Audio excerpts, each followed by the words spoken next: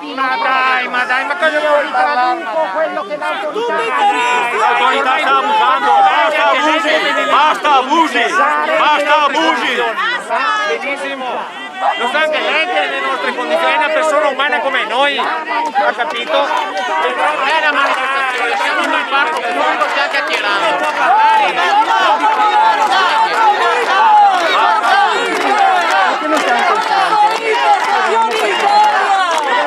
Può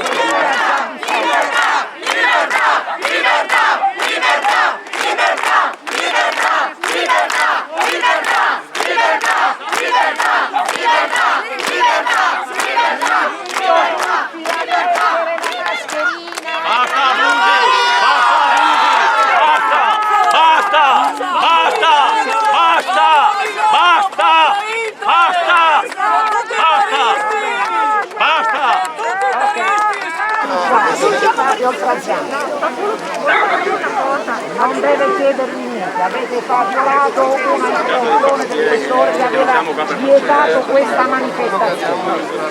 Punto. Vi invito nuovamente a mettere i dispositivi di protezione previsti dal DPCM. Comunque qua non c'è stata nessuna manifestazione, qua c'è gente che si è trovata, la manifestazione è stata annullata, la gente si è ritrovata per fare una chiacchierata. Una presa in giro quella del Marcherini. Ha sentito anche lei la conferenza del professore? No, non ho bisogno di sentire. Invece avrebbe bisogno. A me basta e avanti. Perché è un medico, è un competente, è un infettivologo. È un infettivologo.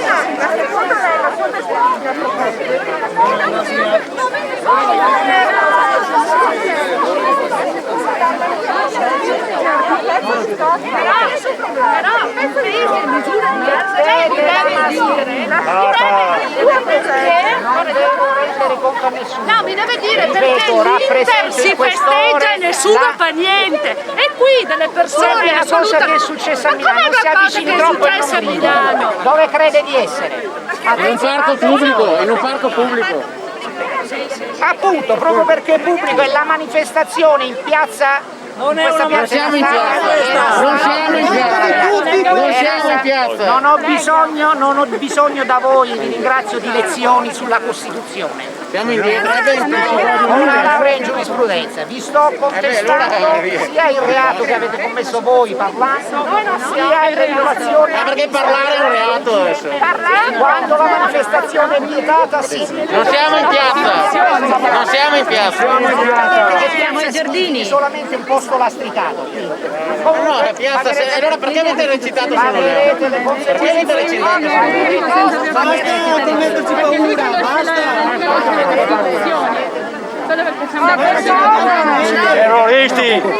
Terroristi!